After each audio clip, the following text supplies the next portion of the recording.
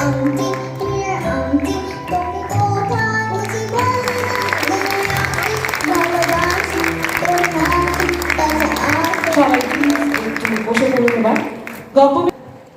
হাতে তুলে দেবেন উল্লাস মল্লিক, প্রচেত দা এবং অনিন্দ চট্টোপাধ্যায়। এটা যতক্ষণে চলছে ততক্ষণে আমি বরঞ্চ আমার ওনাকে নিয়ে যে ফিলিং আমার মধ্যে সবারই সেটা আছে সেটা একটু বলি। আর কিছুক্ষণ পরে এখানে অনুপম রায় পারফর্ম করবেন। তিনি আমাদের বলেছেন যে দূরবীনে চোখ রাখবো না, কিন্তু আমরা বাঙালিরা দূরবীনে চোখ রেখে দেখতে পছন্দ করি মানব জমিনে ভুল পোকা ধরল কিনা। বাস্তবে কেউ নেই, তাই বিকেলের মৃত্যু হয়। অসুখের পরে সিঁড়ি ভেঙে ভেঙে উঠি দ্বিতীয় সত্তার সন্ধানে। আমাদের জীবনে যা কিছু অদ্ভুতরে ঘটে সবটার জন্যই কিন্তু এই মানুষটা দায়ী। তিনি এক আশ্চর্য ফেরিওয়ালা, যার ঝুলিতে রয়েছে গয়নার বাক্স, রয়েছে গজাননের কৌটো, রয়েছে বকুল রায়ের বাঁশি, আরও কত কি। মনোজদের অদ্ভুত বাড়ি পেরিয়ে পাগলা সাহেবের কবরের পাশ দিয়ে ছায়াময় একটা পাতাল ঘর আছে, যেখানে বক্সার রতন আর বনি পাহারালায় একখানা কলম দিয়ে, যে কলমের নাম শীর্ষেন্দু মুখোপাধ্যায়, এবং আমি বিশ্বাস করি যে কলমের বয়স বাড়ে না।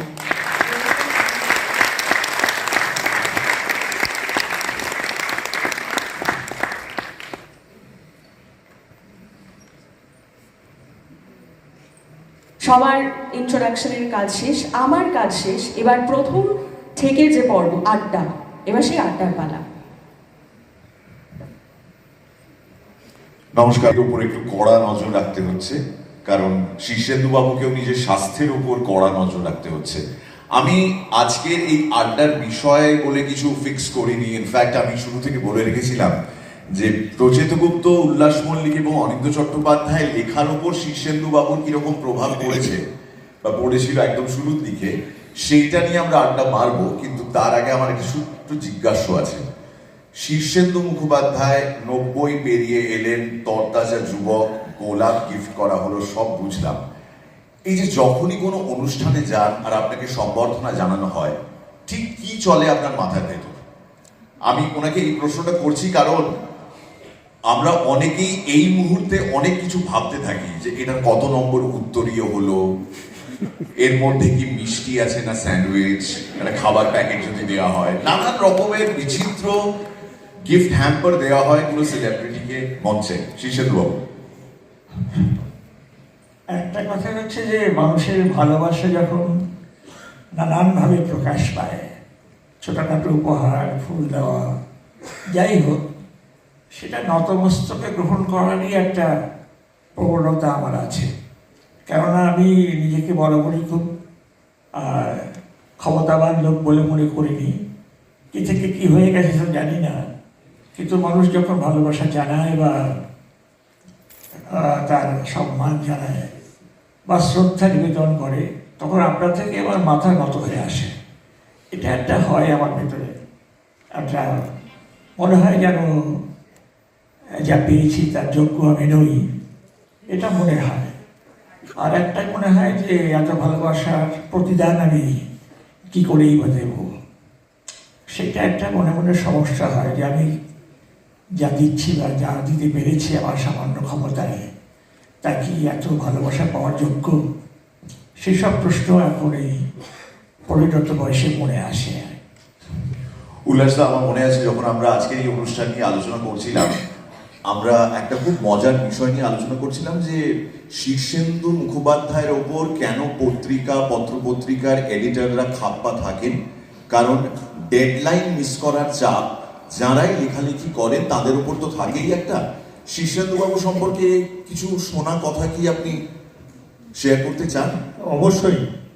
প্রথম কথা হচ্ছে যে শ্রদ্ধেয় সাগরময় ঘোষ উনি বলেছিলেন যে আমার যদি কোনোদিন হার্ট অ্যাটাক হয়, দায়ী শীর্ষেন্দু।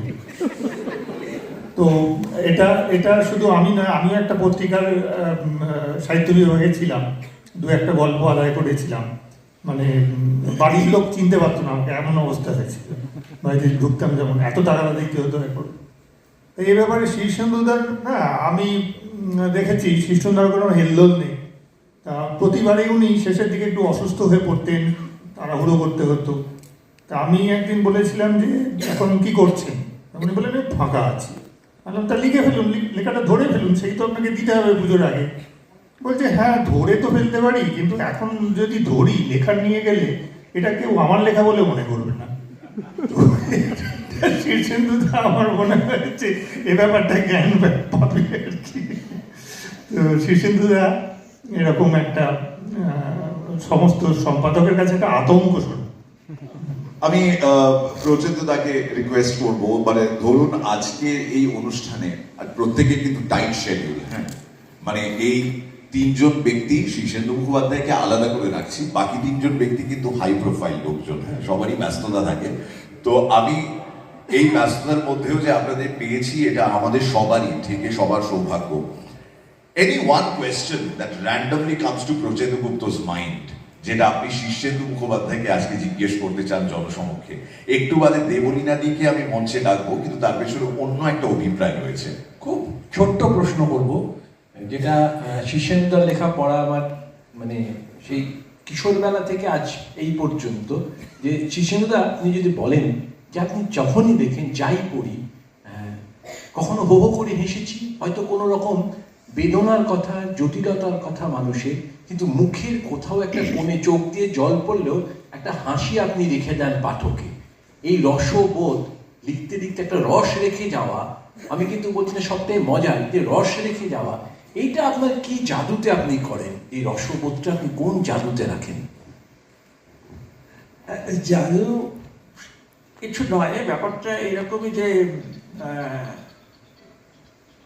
আমি যখন যে জীবনকে দেখি একটা খুব পজিটিভ একটা ভাবনা দেখি আর কি, এতটাই পজিটিভ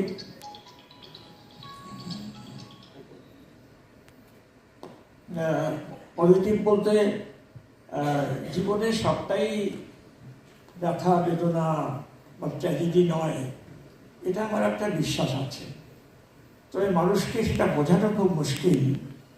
মানুষ তো নানা রকম দুঃখে আলোড়িত হয়, তার মধ্যে আমার লেখার ভিতর দিয়ে তাদের আমি একটু ছোঁয়ার চেষ্টা করি, আর একটা বার্তা আমার ভেতর থেকে আসে যে জীবনটা সবটাই নিষ্ফলা নয়, এর ভেতরে এমন কিছু আছে যেটা আমরা বুঝতে পারি না। যেরকম পানা পুকুরে পানায় ঢেকে থাকে বলে বোঝা যায় না নিচে টলটলে জল আছে, কিন্তু ওই পানা পুকুরের পানাগুলো সরিয়ে দিলে তার টলটলে জলের সন্ধান পাওয়া যায়। জীবনও এরকমই, এই পানাগুলো আমাদের বড্ড বেশি বিরক্ত করে, আমাদের সেই জলের কাছে যেতে দেয় না। নানা রকম দুঃখ আছে, আবির্ভাব আছে, আমাদের নিজেদের লোভ আছে, কাম ক্রোধ আছে, অনেক কিছু রিপু আছে। সেগুলোকে সরিয়ে তবেই জীবনের সেই টলটলে জলের সন্ধান পাওয়া যাবে বলে আমার মনে হয়। আমি সেটাই মানুষকে বলার চেষ্টা করি, আর তেমন কিছু নয়। তোমার লেখায় শীর্ষেন্দু মুখোপাধ্যায় কতটা প্রভাব তুমি টের পেয়েছো? বিকজ আমরা খুব কাছাকাছি আছি, বাকিরা আমাদের থেকে আরেকটু সিনিয়র। মানে আমার লেখায় কতটা শীর্ষেন্দুদার প্রভাব আছে, সত্যি বলতে কি শীর্ষেন্দুদাকে অনুসরণ করা খুব শক্ত, কিন্তু আমাদের লেখার যে মেজাজটা তৈরি হয়েছে বা রসবোধের যে জায়গাটা তৈরি হয়েছে, সেটার পিছনে যদি সবচেয়ে বড় কারোর অবদান থাকে সেটা শীর্ষেন্দু মুখোপাধ্যায়। ছেলেবেলা থেকে আমরাও যে লেখাগুলো পড়েছি, এখন যেগুলোকে অলৌকিক সিরিজ বলে বলা হচ্ছে, সেই লেখাগুলো তো আমাদের মনটাকে গঠন করেছে, তৈরি করে দিয়েছে আমাদের। আমি শীর্ষেন্দুদাকে একটা প্রশ্ন করতে চাই, শীর্ষেন্দুদা আপনি যে এত রকম ভূতের অবতারণা করেছেন আপনার লেখায়, কত রকম ভূত এসেছে, মিষ্টি ভূত, রাগী ভূত, খ্যাপা ভূত, আপনি নিশ্চয়ই ভূতে বিশ্বাস করেন, নইলে আর কি করে এতগুলো ভূত এলো। আমার মনে আছে গোসাই বাগানের ভূত নিয়ে একটি বাচ্চা একবার আপনার লেখায় একটা ভুল ধরিয়ে দিয়েছিল, আপনি সেই ঘটনাটা যদি একটু বললেন। এটা আমাদের অনেকেরই অজানা, আমরা শুনতে চাই গোসাইয়ের কাছ থেকে। ভূতের নামের মধ্যে রাম, ওইটাই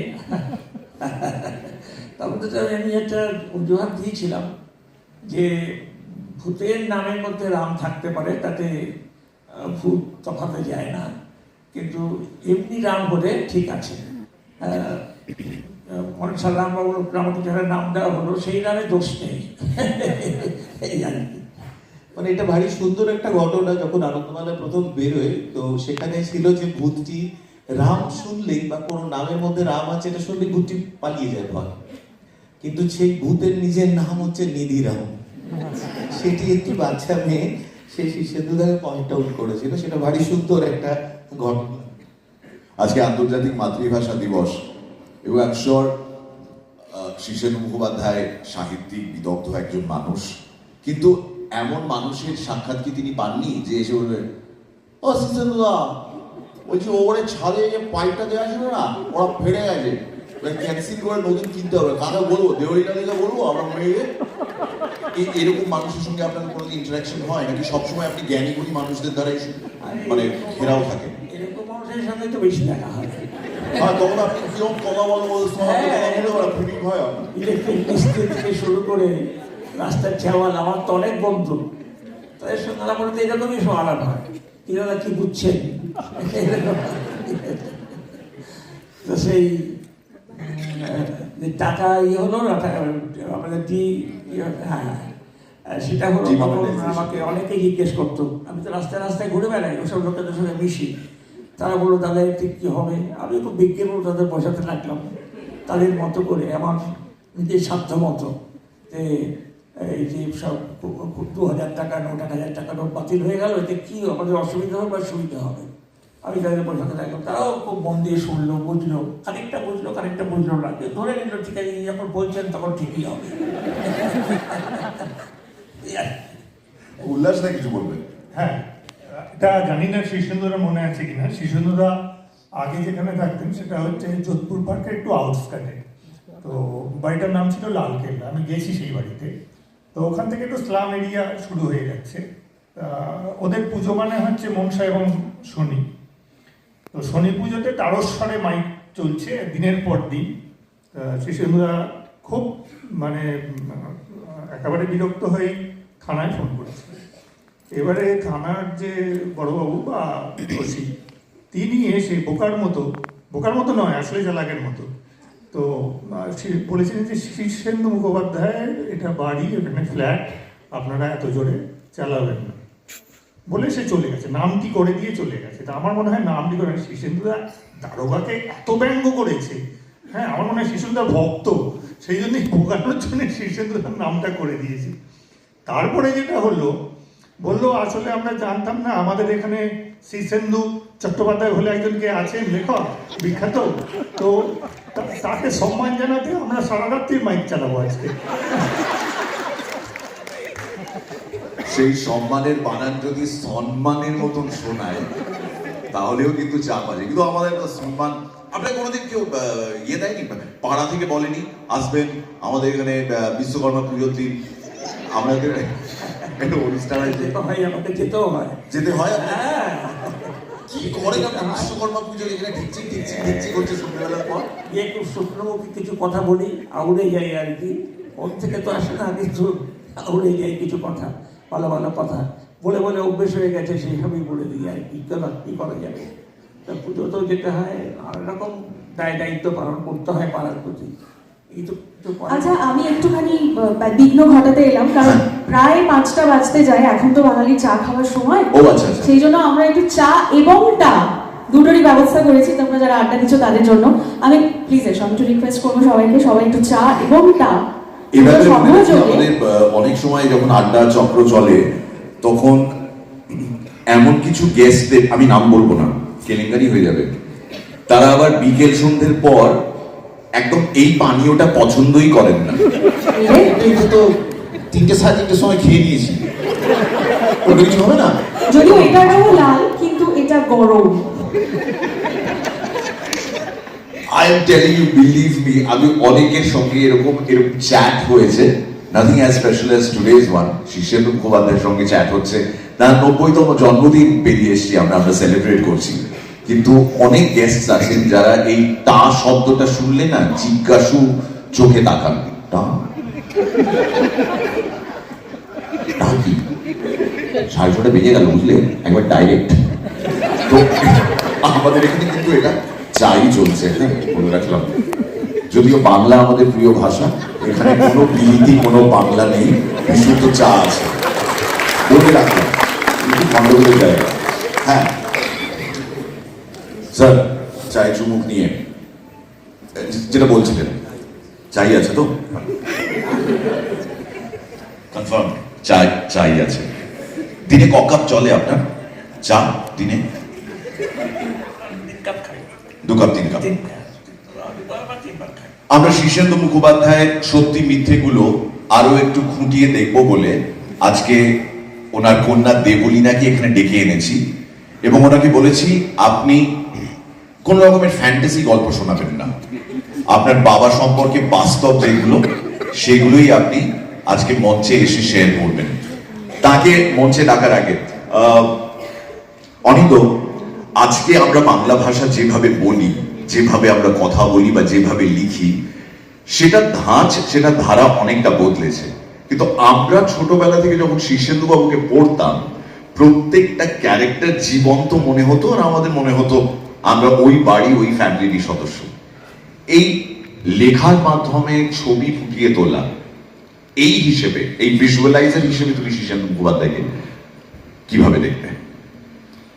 শীর্ষেন্দুদার লেখা পড়ে অবশ্যই আমাদের চোখের সামনে যে ছবিটা ভেসে ওঠে, মানে যে ফ্যান্টাসি জগৎটা ভেসে ওঠে। আমি আবার ছোটদের লেখার কথাই থাকছি, আমি বড়দের লেখা বলতে গেলে মানে সেটা 8 ঘন্টার মধ্যে হবে না বলে না প্রবেশ করাই ভালো, কারণ কিছুদিন আগে একটা খুব বড় সাক্ষাৎকার শীর্ষেন্দুদার সাথে আমার হয়েছে। যে এই যে অদ্ভুত অদ্ভুত একটা গ্রাম, যে গ্রামে একটু চোর আছে, একজন অপয়া আছে, একটা লোক আছে সে একটু বেশি ঘুষ নেয় বলে শীর্ষেন্দু লিখেছেন তার দুটোই বাহাত। জীবনের সমস্যার সব থেকে বড় যেটা সমাধান সেটা হচ্ছে খিচুড়ি কখনো ঠান্ডা হয়ে যেতে দেওয়া যাবে না, তাদেরকে খেয়ে নিতে হবে, তো গোবর হয়ে যায় খিচুড়ি ঠান্ডা হয়ে। তো ফলে এই যে একটা আশ্চর্য দর্শন, মানে এই জীবন দর্শনটা শিখেছি আমরা শীর্ষেন্দুদার কাছ থেকে। আর তুমি যে ভিজুয়ালটার কথা বলছো, ভিজুয়ালটা তো ডেফিনেটলি আমরা তো চোখ বন্ধ করে ওই ভিজুয়ালটা আমাদের মতন করে ভাবতে শিখেছি। সেই ভাবনাটা কিন্তু মানে হয় না যে একটা সময় ছিল যে যতক্ষণ অব্দি আমরা এখন অনেক বেশি ভিজুয়ালের মধ্যে বাস করি, সবসময় আমরা দেখতে পাই, এত রিলস দেখতে পাই, সেখানে কারা নাচছেন, কোথায় কি খাচ্ছেন, মানে খুব অপ্রাসঙ্গিক জিনিসপত্র আমরা ভিজুয়াল দেখতে পাই না। কিন্তু শীর্ষেন্দুদাদের সময়, সেই সময়টা আকাশবাণীর সময়, লেখালেখির সময়, আমাদের একটা করে নিস্তরঙ্গ দুপুর ছিল, যে দুপুরগুলোই কিন্তু আমাদের নিজেদের মনের একটা রূপকথা ছবি আমরা আঁকতে পারতাম। সেই আঁকতে পারাটা সম্ভব হয়েছে শীর্ষেন্দু মুখোপাধ্যায়ের মতো কলম ছিল বলে, নইলে সম্ভব ছিল না। আমি দেবলীনাদির কাছ থেকে জানতে পেরেছি যে শীর্ষেন্দু মুখোপাধ্যায় এআই সম্পর্কে অনেক কিছু জানেন। আমি তো এআই বলতে আগে অ্যাংলো ইন্ডিয়ান বুঝতাম, পরে বুঝলাম এটা artificial intelligence. What man, you are লাফিং লাইক দিস? ম্যান, শীর্ষেন্দু বাবু কি রিল দেখেন? আপনি কি রিল দেখেন? রিল মোবাইলে রিল দেখেন? সেগুলো দেখি, সেগুলো মানে পালস ফিল করার জন্য দেখি আর একে কি করছে না করছে। আপনি রাখি সাওয়ান্তের একটা রিল দেখছেন, কিসের পালস ফিল করবেন বা করতে চান আপনি আমাকে বোঝান। এইসব কথা আমার সামনে বলে ফেললে তো আমি ধরে ফেলবো না, পালস ফিল করার জন্য আমি রিল দেখছি। না, এটা ঠিক, রিল দেখতে বোকার মতো রিল দেখতে ভালো লাগে। বুদ্ধিমান সেকে দেখতে অত ভালো লাগবে না, মনে হবে এগুলো কি দেখছি ছাতা মাথা। কিন্তু যদি একটু বুদ্ধিটাকে কিছুক্ষণের জন্য পাঠিয়ে দেওয়া হয় অন্দরমহলে, একটু বোকা হয়ে যদি দেখা যায় তাহলে কিন্তু খারাপ লাগে না, বেশ লাগে। দেবলীনা মুখোপাধ্যায়কে মঞ্চে আসতে অনুরোধ জানাই। লেডিজ এন্ড জেন্টলম্যান, শীর্ষেন্দু কন্যা Debolina Mukhopadhyay. I am sure এখানে আসার আগে গাড়িতে বাপ বেটিতে কথা হয়ে গেছে, যদি আজ যাই করিস মা ওই দিনের ওই ঘটনাটা বলে দিস না। আমরা অতটা গভীরে ঢুকবো না, কিন্তু দেবলীনা দি যেহেতু, আসুন দেবলীনা দি এখানে প্লিজ, প্লিজ বসুন। না আমি তো বসেই আছি, প্লিজ বসবেন। সবার আগে এই বিশেষ উদ্যোগ সম্পর্কে দেবলীনাদির কি বক্তব্য সেটা একটু শুনবো। আজকে প্রথমে আমি তো বসেছিলাম এটাতে, আপনি বসতে পারেন। একটা মহিরুহ নো সামনে no no no no please. জানি। আজকে এখানে এসে তো ভালো লাগছে। প্রথমে সবাইকে নমস্কার, প্রণাম, শুভেচ্ছা। আর মঞ্চে উঠতে উঠতে এত করতালি জীবনে প্রথমবার।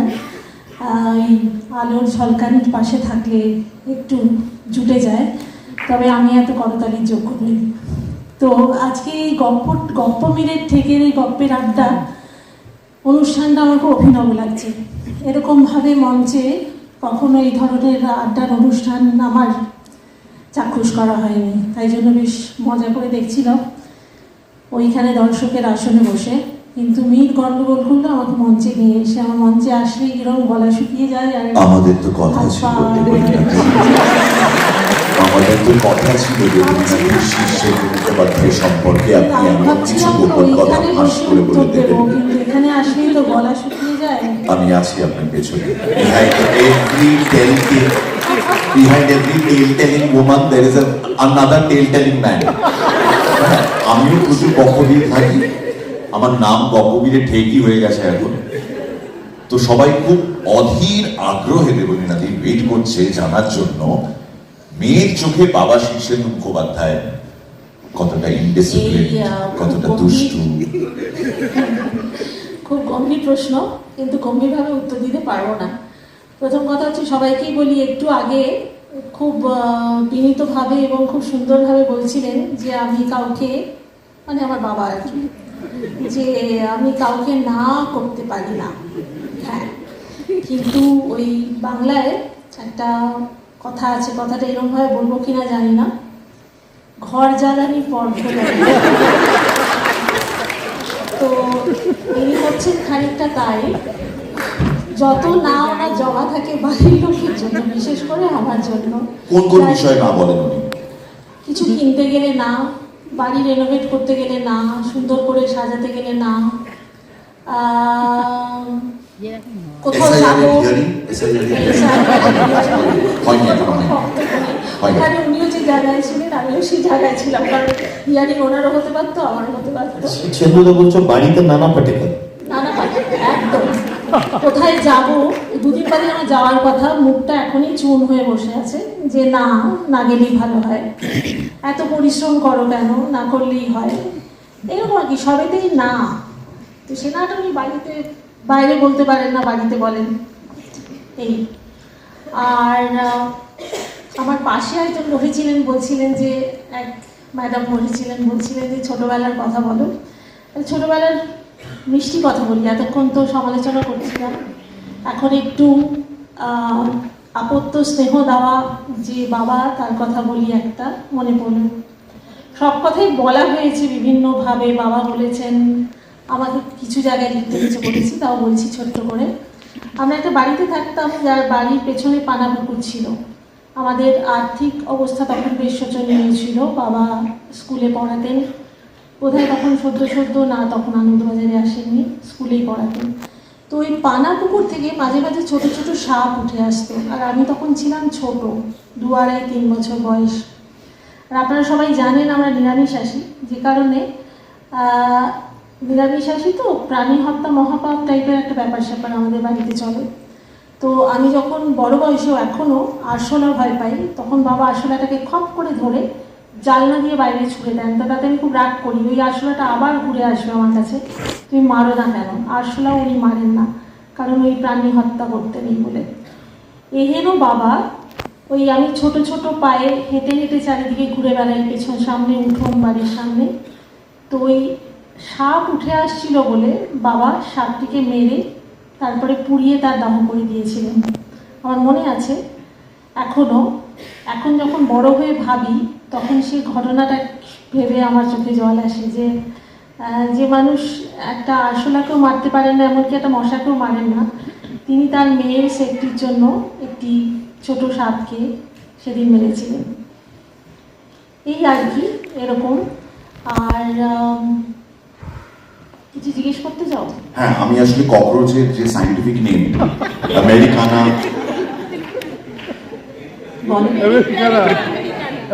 বেরি প্ল্যানেটা, আমেরিকানা, দুটো শব্দেই দেখুন লাস্টের দিকে একটা না আছে।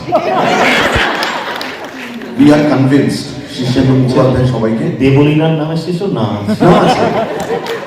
না বলার তো কিছু নেই। শীর্ষেন্দু বাবু, আপনার বিরুদ্ধে এইসব অভিযোগ কি সত্যি? যে আপনি যে এখন জনসমক্ষে বললেন যে আপনি কাউকে না বলতে পারেন না, আর আপনার যত না দেবলীনার জন্য, এটা কি সত্যি? এই যে উনি বলছেন যে আপনি এক্ষুনি বললেন না যে আপনি কাউকে না বলতে পারেন না, মেয়ে তো উল্টো কথা বলছে। শিখে পড়িয়ে নিয়ে এসছে সাক্ষীকে। হ্যাঁ, না, সেখানে সময় পাননি। সেখানে ওকে, সেখানেও সময় পাননি। আমাদের সময় প্রায় ফুরিয়ে এসছে এবং এই স্বল্প আড্ডার মধ্যে আমরা চেষ্টা করেছি খুব বেশি সাহিত্য নিয়ে কথা বলা, এটাকে একটু আড়ালে রেখে মানুষ শীর্ষেন্দু মুখোপাধ্যায়কে সেলিব্রেট করা। His 90th birthday was on the 2nd of November. একই দিনে চিরঞ্জিত চক্রবর্তী আর শাহরুখ খানও জন্মেছেন। শীর্ষেন্দু বাবু, আপনি শাহরুখ খানের কোনো ছবি দেখেছেন? ওই মাইক ফোনটা, হ্যাঁ। শাহরুখ খানের অনেক ছবি দেখেছি, আমার খুব প্রিয় অভিনেতা। কোনটা কোনটা মানে কোন ছবিটা ফেভারিট? এই নাম তো সব ভুলে যাই। একটু ডিসক্রাইব করুন। ছাত্র ফেলে দিচ্ছে। হ্যাঁ হ্যাঁ, বাজিগর। বাজিগর দেখেছেন? দেবদাস দেখেছিলাম। দেবদাস দেখেছেন? মুন্না ভাই এমবিবিএস কবার দেখেছেন গুণে শেষ করা যাবে না। মুন্না ভাই এমবিবিএস এমবিবিএস না, না, লাগে রহমান মুন্না ভাই। অদ্ভুতভাবে মুন্না ভাইয়ের জন্য রাজকুমার হিরানি প্রথমে অ্যাপ্রোচ করেছিলেন কিন্তু শাহরুখ খানকে। উনি ওই রোলটা করতে চাননি, তারপর ওটা সঞ্জয় দত্তের কাছে। অনেক আরেকটা ঘটনা আছে। জিনিস সবাইকে বলতে চাই এই গল্পের আড্ডায়, সেটা হচ্ছে যে মানে গল্প মীরের আড্ডায়, সেটা হচ্ছে সবচেয়ে বেশি আমি দেখেছি বাবাকে গোবিন্দার বই দেখতে। What? হ্যাঁ, গোবিন্দা আমি ভাবতেও পারি না। গীত গোবিন্দ হলে তাও বুঝতাম, শুধু গোবিন্দ। আমি শীর্ষেন্দু মুখোপাধ্যায় আর তার গোবিন্দা প্রীতিটাকে মেলাতে পারছি না, খুব মুশকিল হচ্ছে, কালার ম্যাচিং হচ্ছে না। অদ্ভুত রকমের একটা অনুভূতি। কিন্তু Shirshendu Mukhopadhyay will have the final word. আজকে এই বিশেষ থেকের আড্ডার একদম শেষে এসে শীর্ষেন্দু বাবু আপনার কাছ থেকে কিছু শুনতে চাই। আমাদের দর্শক যারা এসেছেন আজকে এখানে সামিল। উল্লাস দা, হ্যাঁ উল্লাস দা কিছু বলবো। উল্লাস দা মাইকটাতে একটু চিয়ার্স ছেড়ে দাও। হ্যাঁ, সেটা হচ্ছে অনিন্দ্যর কথা ধরেই বলবো, যে ওই যে বললো না দুটো হাত, তো ওটা ছিল আর কি গগন সাপুই এমন একটা, মানে আমি একবার শিশুন্দর ভুল ধরেছিলাম, ওই যে বাচ্চা আমিও ভুল ধরেছিলাম। তো ওখানে ছিল গগন সাপুই এমন একটা লোক খুঁজছে যার দুটো হাতই বাঁকা। তা আমি বললাম যে খুব খুঁজছে, বললো আপনার এত খোঁজাখুঁজির কিছু নেই তো, আপনি তো স্ট্রেট একটা কোনো সরকারি অফিসে ঢুকিয়ে দিতে পারতেন, তাহলেই তো দুটো হাত বাঁ হাতে, এমনকি চারটে হাতও বাঁ হাত ওখানে পাওয়া যাবে। তো এই ভুলটা আমি শিশুদাকে ধরে দিয়েছিলাম। একদম শেষে এসে শীর্ষেন্দু বাবু সবার জন্য যদি কিছু বলেন। আমি আর কি বলবো, আর সারা জীবন তো অনেক বকবক করতে হয়েছে, আর বহু কথা বলেছি। এখন একটা জিনিস মনে হয় যে মানুষের আরো কাছাকাছি যেতে পারবে ভালো হতো, কিন্তু পৃথিবীর প্রবর্ণ মানুষ, তাদের কদরের কাছে গিয়ে আমি হাই হ্যালো বলতে পারি, আমার এই আয়ুতে তো শুরুবে না। সেজন্যই এই লেখার মাধ্যমেই আমি আমার একটা ওই তন্তু জালের মতো বিস্তার করার চেষ্টা করি, যার ভেতর দিয়ে বার্তা পাঠাই যে সাড়া দাও। এই কারণেই যে আমি যা ভাবছি, আমি যে অনুভব করছি, আমি যেভাবে পৃথিবীকে দেখছি, জীবনকে বিচার করছি, সেরকম কি তুমিও করছো? আমি এই সাড়াটা, এই প্রতিধ্বনিটা চাই যে হ্যাঁ, আমি তোমার কথা শুনতে পাচ্ছি, তোমার অনুভবের সঙ্গে আমার অনুভব মিলে যাচ্ছে, তোমার দেখার সঙ্গে আমার দেখা মিলে যাচ্ছে, তোমার সঙ্গে আমি একইভাবে এই জীবনকে উপভোগ করছি। এইরকম তোর সাড়া পাওয়ার জন্যই আমার লেখা। মাঝে মাঝে আমি এই কথাও বলি যে all my writings are love letters to you, আমার প্রিয় পত্র পাঠকের প্রতি, মানুষের প্রতি। আমি কত ভালোবাসি জীবনকে, কত গভীরভাবে ভালোবাসি। আমি আমার মা বাবাকে কতখানি ভালোবাসতাম, বা যে কোনো মানুষকেই যে আমি কতটা ভালোবাসি তা বোঝাতে পারি না। যে বোঝাতে পারি না, এটাই আমার বেদনার বিষয়, আমার ট্র্যাজেডি, আর কিছু নয়। কিন্তু ওই ভিক্ষুকের মতো একটাই প্রার্থনা, যে সাড়া দাও, সাড়া দাও, আমাকে জানাও যে আমার মতোই তুমিও ভাবছো কিনা, তুমিও আমাকে অনুভব করছো কিনা। এটুকুই আমাদের হৃদয় দর্শকদের কাছে, শ্রোতাদের কাছে। Ladies and gentlemen, a huge round of applause for the legend Sri Shishendu Mukhopadhyay. অভিকে এসে গেছি। আমি অনেকক্ষণ দাঁড়িয়ে ভাবছিলাম যে ঘড়ি ব্যাপারটা না আমার খুব অপছন্দের। এই ঘড়িটা না থাকলে এই আড্ডাটা অনেকক্ষণ চলতো আর আমি জানতে পারতাম যে গোবিন্দা ছাড়া আর কোন কোন অভিনেতা শীর্ষেন্দু মুখোপাধ্যায়ের প্রিয়। কারণ আমি যখন লুকিয়ে চুরিয়ে গোবিন্দার সিনেমা দেখি এবং সেটা বলতে পারি না, কারণ আমার মনে হয় অনেকেই আমাকে জাজ করবে, কিন্তু এবার আমি বুক ফুলিয়ে বলতে পারবো যে আমিও গোবিন্দার সিনেমা দেখি। থ্যাংক ইউ সো মাচ আপনাদের সবাইকে, অনেক অনেক ধন্যবাদ। আশা করি আপনাদেরও খুব ভালো লেগেছে এই ঠেকের প্রথম যে ভাগ আড্ডা পর্ব। আমার মনে হয় আরো অনেক 21শে ফেব্রুয়ারি তো আসবে, আমরা সবাই দেখবো, আরো অনেক 21শে ফেব্রুয়ারি অনেক অনুষ্ঠানে সামিল হব, কিন্তু এই মুহূর্তটা আমাদের সবার কাছে খুব প্রিয় এবং খুব স্পেশাল হয়ে থাকবে। Thank you so much, thank you.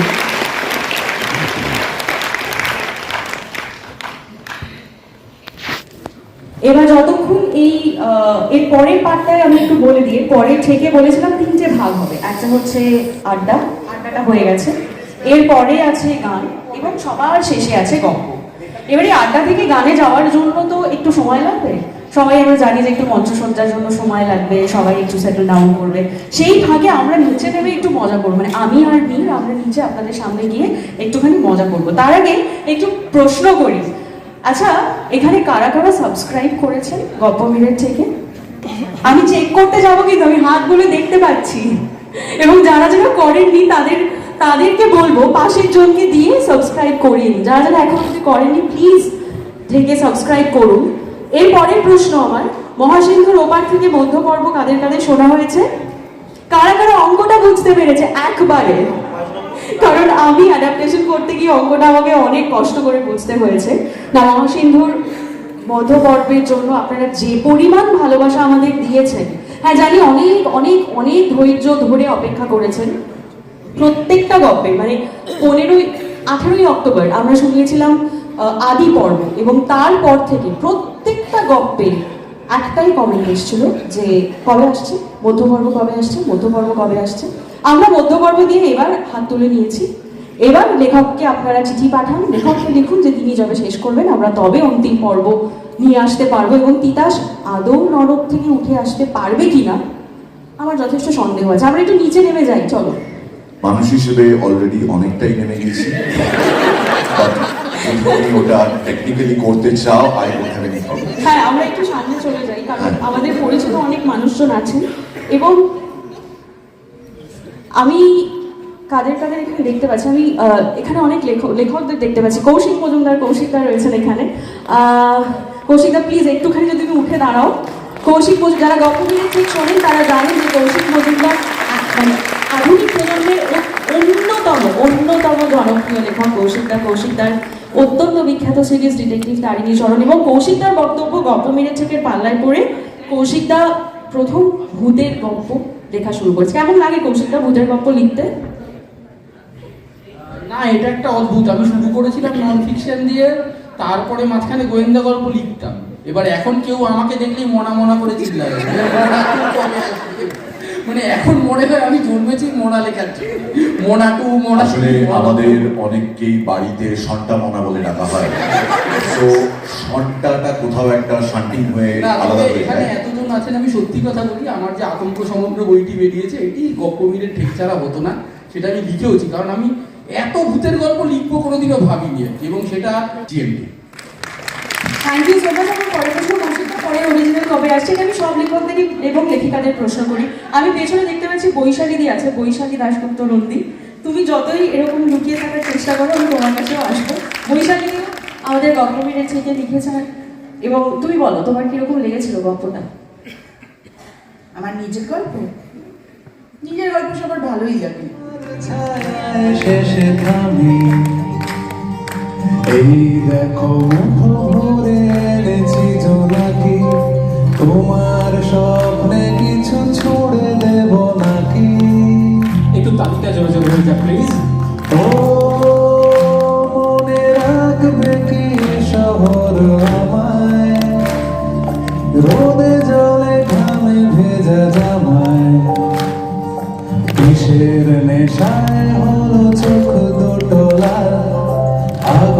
পড়ে গিয়েছে সন্ধে সকাল বেঁচে রাখা সব আলোচনা হতে পারে তুমি আমি দুর্ঘটনা আমি হারিয়ে গিয়েছি মিছিলে আর হলো না আমার ঘরে ফেরা আমি হারিয়ে গিয়েছি মিছিলে আর হলো না আমার ঘরে ফেরা।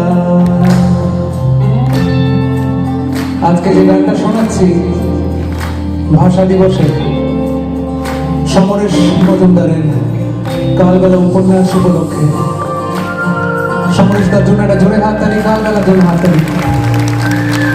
আর যে মানুষটা আমাকে এই গানটা তৈরি করতে বলেছিল সেই মিতার জন্য একটা জোরে হাততালি হলে ভালো লাগবে।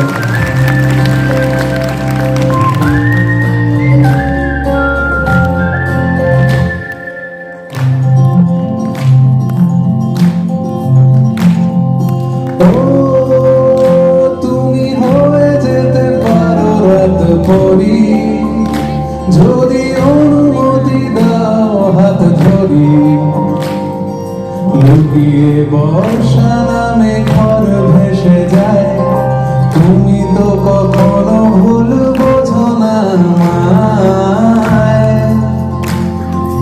ও তবু কারা যেন বারবার ডাকে ওরা নিয়ে যেতে চাইলো আমাকে সারিয়ে ফেলতেছে কঠিন অসুখ আমিও তুলে নিয়েছি হাতে দেশে বৃথা সব আলোচনা হতে পারে তুমি আমি দুর্ঘটনা আমি হারিয়ে গিয়েছি মিছিলে আর হলো না আমার ঘরে ফেরা আমি হারিয়ে গিয়েছি মিছিলে আর হলো না আমার ঘরে ফেরা।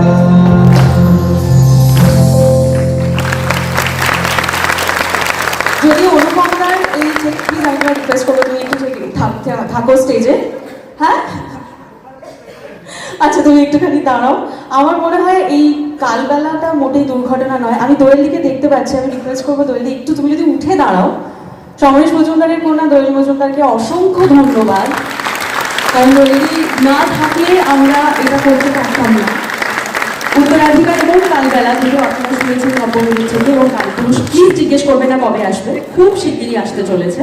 দোয়েলদি থ্যাংক ইউ সো মাচ। আজকে ত্রিদীপদা আর এশা পত্রভারতী ওরা আসতে পারেনি, বাট তাদেরও একটা বড় থ্যাংক ইউ, তারা না থাকলে এটা হতো না। এবার আমি একটু দেখে নেবো যারা এই গানের গল্প এবং গল্পের গানে আপনাদের এতক্ষণ গান শোনালেন। অনিন্দ্য চট্টোপাধ্যায়, অনিন্দ্যদাকে ডাকবো, প্লিজ এসো। বগা তালেব, শিরিন সোরাইয়া, অঙ্কিতা দাস। অঙ্কিতা দাসকে আজকে এত মিষ্টি করে গান গাইতে আপনারা সবাই শুনেছেন, কিন্তু ও যে কে সেটা আশা করি আপনারা জানেন। ও কে? কারেক্ট, আজকে ও মোনা নয়। আর ডাকবো মীরকে। আমাদের ছোট্ট উপহার এদের সবার জন্য মীর গল্পমিরের থেকে তরফ থেকে সবার জন্য তুলবেন। অফকোর্স যাকে ভুলতে পারবো না, দীপ কাইজার বাসু, যিনি এত সুন্দর করে এই গোটা জিনিসটাকে বেঁধেছেন। তাদের সবার জন্য গল্পমিরের থেকে তরফ থেকে ছোট উপহার তুলে দেওয়া হবে।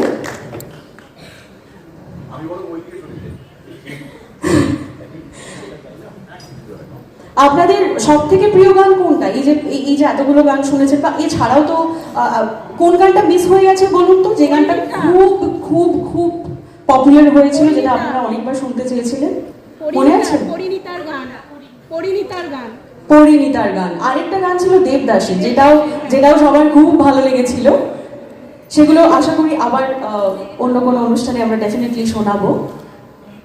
এই যে চলে এসো সবাই এক এক করে।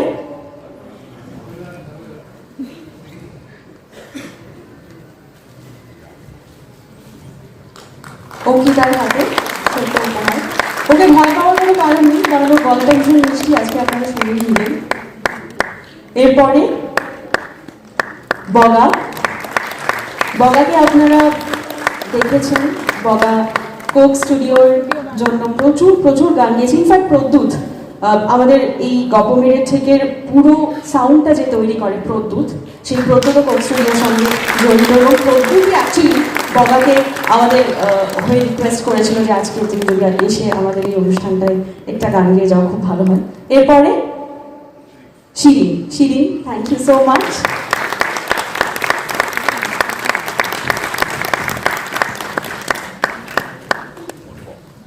অনুপম দা,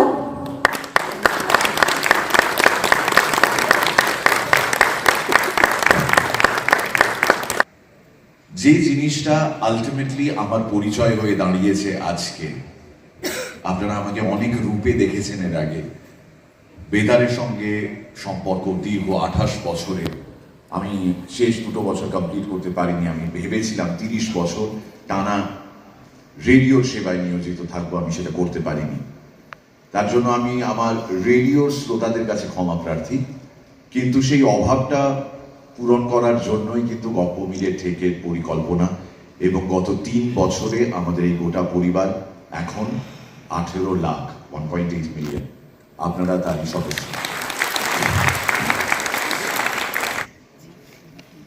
শুরু হচ্ছে আমাদের প্রথম গল্পের অংশ, শরৎচন্দ্র চট্টোপাধ্যায়ের লেখা চরিত্রহীন।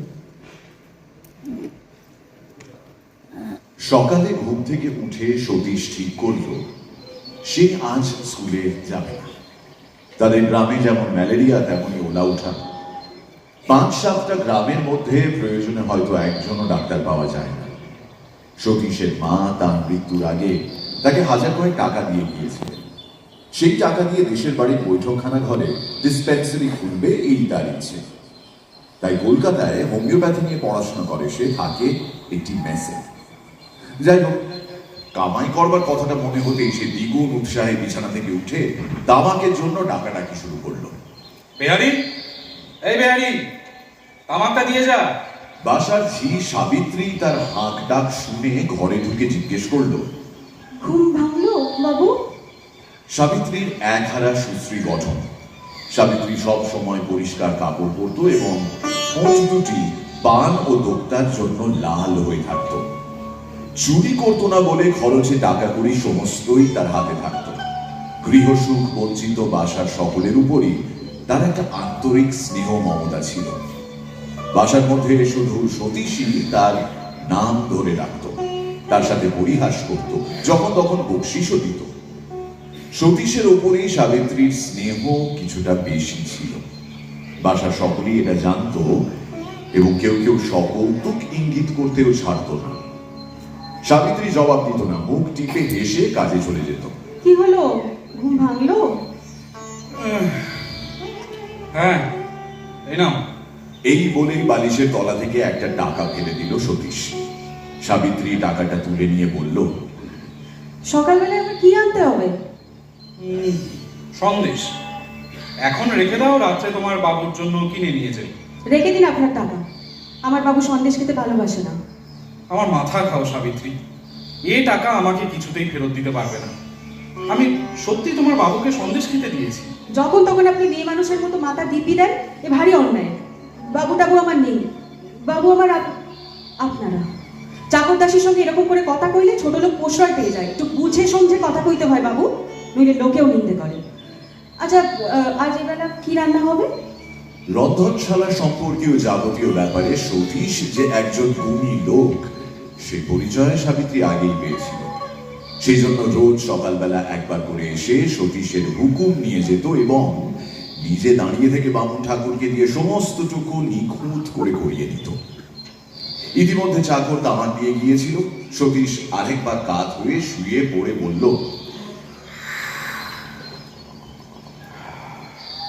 যা খুশি। বাবা, আবার রাগও আছে যে। তো পুরুষ মানুষ রাগ থাকবে না? আজ আমি খাবো না, যাও। আর কোথাও চুপচাপ বোধ হয়। কিন্তু সে যাই হোক সতীশ বাবু, এই স্কুলে আপনাকে যেতেই হবে, আমি বলে রাখছি। এই নিয়মিত স্কুলে যাওয়া ব্যাপারটা যে সতীশের ভালো লাগতো না এবং নানা ছলে নানা কৌশলে সে যে কামাই করা শুরু করেছিল, সাবিত্রী তা লক্ষ্য করেছিল। শুভ কর্মের গোড়াতেই টুকো না তো। হ্যাঁ, তা তো বললে, কিন্তু এন্ট্রেন্স পাশ করতে 24টা বছর কেটে গেল, এই ডাক্তারি পাশ করতে 64 বছর কেটে যাবে যে। এই মিথ্যে কথা বলো না সাবিত্রী, আমি আমি এন্ট্রান্স পাস করি। এইটাও করেননি?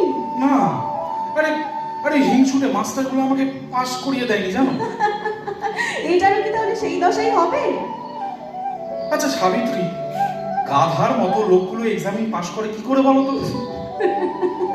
গাধার মতন, কিন্তু গাধা নয়, যারা ঠিক গাধা তারা পারে না। সতীশ ব্যস্তভাবে বিছানা থেকে উঠে দরজার বাইরে গলা বাড়িয়ে একবার দেখে নিয়ে একটু গম্ভীর গলায় বলল, কেউ যদি শোনে তো সত্যি নিন্দে করবে। আমার মুখের সামনে দাঁড়িয়ে আমাকে গাধা বলছো, এর কোনো কৈফিয়তি দেওয়া চলবে না। হায় রে, ভাগ্যের ফেরে আজ সাবিত্রী বাসার দাসী। তাই সে এই আঘাতটুকু সহ্য করে নিয়ে বলল, তা বটে। এই বলেই ধীরে ধীরে বাইরে চলে গেল সাবিত্রী। সতীশ আর একবার অলসের মতো বিছানায় শুয়ে পড়ল। তার মনের মধ্যে কর্মহীন সারাদিনের যে ছবিটা উজ্জ্বল হয়ে উঠছিল, সাবিত্রীর কথার ঘায়ে তার অনেকটাই মলিন হয়ে গেল, এবং যে ব্যথাটুকু বহন করে সাবিত্রী নিজে চলে গেল, সেটা তার ছুটির আনন্দকে একটুও বাড়িয়ে দিয়ে গেল না। এবং যদিও সে মনে মনে বুঝল আজ আর কামাই করে লাভ নেই, তবু কিছুই না করবার লোভ সে ত্যাগ করতে পারল না। অলস বিরক্ত মুখে বিছানাতেই পড়ে রইল। শীতের দুপুরবেলা বাসা নির্জন নিস্তব্ধ। এ বাসার সকলেই কেরানি, তারা সকলেই অফিসে গিয়েছেন। বাবু ঠাকুর বেড়াতে বেরিয়েছে, বেহারি বাজার করতে গিয়েছে, সাবিত্রীরও কোনো সারা শব্দ পাওয়া গেল না। সতীশ নিজের ঘরে প্রথমে দিবানিদ্রার মিথ্যা চেষ্টা করে উঠে বসল। তার শিওরের দিকের জানালাটা খুলে দিয়ে সামনের খোলা ছাদের দিকে তাকিয়ে সঙ্গে সঙ্গে জানালাটা বন্ধ করে দিল। ছাদের এক প্রান্তে বসে সাবিত্রী চুল শুকোচ্ছিল এবং ঝুঁকে পড়ে কি একটা বই দেখছিল। জানালা খোলার শব্দে চমকে উঠে মাথার উপরে আঁচল দিয়ে উঠে দাঁড়িয়ে দেখল জানালা ততক্ষণে বন্ধ হয়ে গিয়েছে। কিছুক্ষণ পরে সে ঘরে ঢুকে গিয়ে বলল, বাবু, আমি ডাকছিলেন? হ্যাঁ, না না ডাকিনি তো। আপনার পান জল আনবো? হ্যাঁ আনো। এখন শুরু হচ্ছে চণ্ডীমঙ্গল কাব্য ব্যাধ রাজার উপাখ্যান, যার অডিও রূপান্তর করেছেন রাজর্ষি গুপ্ত, অধ্যাপক লেখক। তার একটা ছোট্ট অংশ। আপনার মধ্যে অনেকদিন বাদে যমজ ভাইদের দেখছেন, তাই না? প্রথমে একটু আলোচনা করে নেওয়া যে আমি কি ডাবল দেখছি? একই রকম দেখতে তো দুজনকে।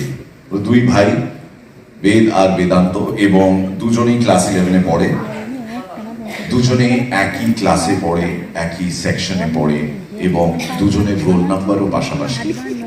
সো এখানেও দেখছেন they have a very important role to play, double role, যেরকম সিনেমাতে হয়ে থাকে। বেদ আর বেদান্ত, ওয়েলকাম টু গপ্প মিলে take, welcome to GLT on stage.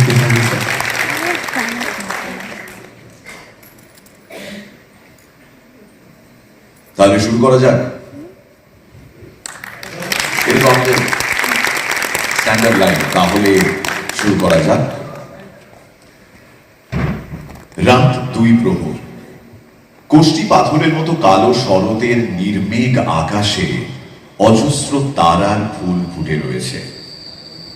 অনেকক্ষণ সেদিকে তাকিয়ে থাকতে থাকতে মুকুন্দরামের বুক চিরে একটা দীর্ঘশ্বাস বেরিয়ে এলো। এমন রাতগুলিতে তার সেই ফেলে আসা দিন আর দেশের কথা বড় মনে পড়ে, আর আজ তো আরো বেশি করে পড়ছে। আজ তার বহু দিনের আরব্ধ কাজ সাঙ্গ হয়েছে, অনেক দিনের লালিত স্বপ্ন পূরণ হয়েছে। আজ তাই বড় বেশি করে মনে পড়ছে সেই আম জাম কাঁঠালের ছায়ায় ঘেরা তাদের সেই ছবির মতো সাজানো আটচালা বাড়িটি, গ্রামের পাশ দিয়ে বয়ে যাওয়া সেই রত্নানু নদ, যার তীরে বসে কত না গ্রীষ্মের সন্ধ্যায় শীতল হয়েছেন তিনি প্রথম যৌবনে। কি করে ভোলেন তিনি এসব? কে যেন এলো, ফিরে তাকিয়ে মুকুন্দরাম দেখলেন তার বৃত্ত হারাধন। কিরে, রাজবাড়িতে বলে এসেছিস? আগে হ্যাঁ কর্তা মশাই, দারোয়ানকে বলে এলাম যে আপনার পালাগান লেখা শেষ হয়েছে। তাতে সে বললে এখনই গিয়ে মহারাজকে খবর দিচ্ছে। শুনে আমি চলে এলাম। মাথা নেড়ে হারাধনকে বিদায় করলেন মুকুন্দরাম। রাজবাড়ির কাছেই, তাই কাব্য সমাপ্ত হতেই তিনি হারাধনকে দিয়ে খবর পাঠিয়ে দিয়েছিলেন। রাজা রঘুনাথও এই কাব্য নিয়ে মুকুন্দরামের মতোই উত্তেজিত। ব্রাহ্মণ ভূমির সর্বজনমান্য মহারাজ রঘুনাথ রায় যে হাজার হলেও মুকুন্দরাম চক্রবর্তীর ছাত্র ছিলেন। গুরুকে অপার শ্রদ্ধা করেন তিনি। দেবী মহামায়ার পাশাপাশি রঘুনাথের কৃপা ছাড়া এই কাব্য রচনা করা তার পক্ষে সম্ভব ছিল না। আবার ভাবনায় ডুবে গেলেন মুকুন্দরাম। দামন্নায় 6-7 পুরুষ ধরে বসবাস করেছেন তারা। তার পিতামহ জগন্নাথ মিশ্র ইষ্টদেব গোপালের পুজো না করে জলগ্রহণ করতেন না। কি না ছিল তাদের! গোলা ভরা ধান, গোয়াল ভরা গরু, এসব ছাড়াও ছিল চরিত্রবান ও বিদ্বান বলে খ্যাতি। কিন্তু তারপর দেশে অভিশাপের মতো নেমে এলো দিহিদার মাহমুদ শরীফের শাসন। রাজা মান সিং এর শাসন সরে যেতেই মাথায় উঠল এইসব মাঝারি মাপের শাসক আর তাদের চাঁদা চামুন্ডারা। শেষে রাজ সরকারের কোপে পড়ে যখন বন্দী হলেন গোপীনাথ নন্দী, তখন মুকুন্দরাম প্রমাদ করলেন এবার আপাদমস্তক ঘুম ধরা এই দেশ ছাড়তেই হবে। কিন্তু যাবেন কি করে? চারদিকে পাহারাদারের কড়া নজর। শেষে বন্ধু শ্রীমন্ত খাঁর সঙ্গে চুপি চুপি পরামর্শ করে স্ত্রী, পুত্র আর ছোট ভাইয়ের হাত ধরে যৎসামান্য সম্বল নিয়ে রাতের আঁধারে দেশ ছাড়লেন তিনি। তারপর কেবলই পথে পথে ঘোরা। পেটে অন্ন নেই, হাতে একটি পয়সা নেই। বন জঙ্গল, নদী নালা, পথপ্রান্তর পেরিয়ে কেবলই হেঁটে চলেছেন। অবশেষে প্রাণ হাতে করে উপস্থিত হলেন এই আরড়ায়। রুক্ষ মাটির দেশ, দক্ষিণ পশ্চিমে জঙ্গল পেরোলেই কলিঙ্গ রাজ্যের সীমানা। ক্ষুদ্র রাজ্যের ক্ষুদ্র রাজা বাঁকুড়া রায়ের হৃদয়টি ছিল বিরাট। মুকুন্দরামের অবস্থা দেখে তার দয়া হল। তৎক্ষণাৎ 10 আড়া ধান দিয়ে বিপন্ন ব্রাহ্মণ পরিবারটির প্রাণ তো বাঁচালেনই তিনি, উপরন্তু মুকুন্দরামকে নিজের ছেলে, ভবিষ্যৎ রাজা রঘুনাথের শিক্ষক হিসেবে বরণ করে নিলেন। এই ঋণ মুকুন্দরাম জীবনে শোধ করতে পারবেন না। আর যে কাব্য তার সারা জীবনের স্বপ্ন ছিল, সে কাব্য লেখা সমাপ্ত হলো আজ। মুকুন্দরামের ঘোর হঠাৎ কেটে গেল। রাজবাড়ির দিক থেকে কে যেন আসছে। এত রাতে আপনারাই বলবেন যে আমরা আজকে জিএমটি অন স্টেজে আন্তর্জাতিক মাতৃভাষা দিবসে এটা করতে পেরেছি। আমাদের গেস্ট যারা আজকে এখানে এসেছেন, যারা টিকিট কিনেছেন, I always appreciate this part because এন্টারটেইনমেন্টের অনেকগুলো অপশন আছে, জানেন তো। আপনি অনেক কিছু দেখতে পারেন। আপনার টিকিটের যে মূল্য, সেই মূল্যে আপনি অনেক কিছু করতে পারেন। অনেকগুলো পারমিউটেশনস, কম্বিনেশনস রয়েছে। Fact that you chose GMT on stage and Goppomir's Take to attend this evening, এটাই আমাদের কাছে মদত প্রাপ্তি। Thank you. ন্যাশনাল লাইব্রেরিকে ধন্যবাদ। Professor Ajay Pratap Singh, director general, national library of India, mister Ashok Saha and Kumar from National Library, Trideep Obhijit from the event managers, Join the Dots, আমাদের digital media agency, Altamash Hamid, head of digital strategy right here, একটু অডিয়েন্সকে place করে, আর যদি আপনি একটু মঞ্চে চলে আসতে পারেন খুব ভালো হয়। আপনার কি আর কোনো ইনস্ট্রাকশন দেওয়ার আছে? নেই তো? প্লিজ আসুন। উনি শো রানার ছিলেন আমাদের। Big round of applause for strategy head digital Altamash Hamid. Join the Dots থেকে কেউ যদি আছেন, please convey the message to Shine and Arghya that we really appreciate the hard work. Pradyut Chatterjee, ladies and gentleman, এখানে আছে প্রদ্যুৎ চ্যাটার্জি, আমাদের মিউজিক প্রডিউসার, আমাদের মিউজিক ডিরেক্টর, এবং গপ্পমিরের ঠেকের আজ পর্যন্ত একটা কোনো এপিসোড এরকম নেই যেখানে প্রদ্যুতের আঙুলের ছোঁয়া নেই। ও প্রত্যেকটা গপ্পের সঙ্গে যুক্ত। Godhuli Sharma, head of content and আমাদের বক্তব্যের থেকে associate director, thank you so much. আজকের এই অনুষ্ঠানের এমসিও বটে, মাস্টার অফ সেরেমনিজ, সঞ্চালক, থ্যাংক ইউ সো মাচ। যে কাজটা করতে গিয়ে আমার হাত পা এখনো কাঁপে, সেই কাজটা খুবই সুদক্ষভাবে করার জন্য thank you Godhuli, thank you very much. Alokesh Ray Sarkar, Sunny, if you could stand up please, ছোট্ট একটু হাত তালি সবার জন্য। Matin Ahmed, Matin to come up on stage. Raunak Chakraborty, as I mentioned your names please, মঞ্চে চলে আসবেন। চিন্ময় দাস, ও এখন ব্যাক স্টেজ ম্যানেজ করছে। পরের নামটা বলার জন্য আমাকে ওগো শুনছো বলতে হয়। Doctor Soma Bhattacharya, operations and business head. Shoma, could we have you on stage, please? I think backstage. She's hiding? Okay. উনি একটু আড়ালে নিভৃতে থাকতে পছন্দ করেন। আই হোপ একসঙ্গে বাড়ি ফিরতে পারবো। হ্যাঁ, উনি আড়াল হয়ে গেলে ড্রাইভারকেও লুকিয়ে রাখলেন, এবার বাড়ি ফিরতে পারলাম না। Doctor Soma Bhattacharya, operations and business director, thank you so much for your help and support.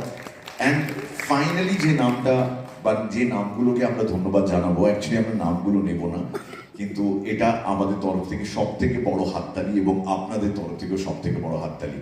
এটা আমাদের কারোর জন্য নয়, ইনফ্যাক্ট এই অডিয়েন্সে কোনো প্রেজেন্সই নেই তাদের, কিন্তু তাও তাদের জন্য হাততালি।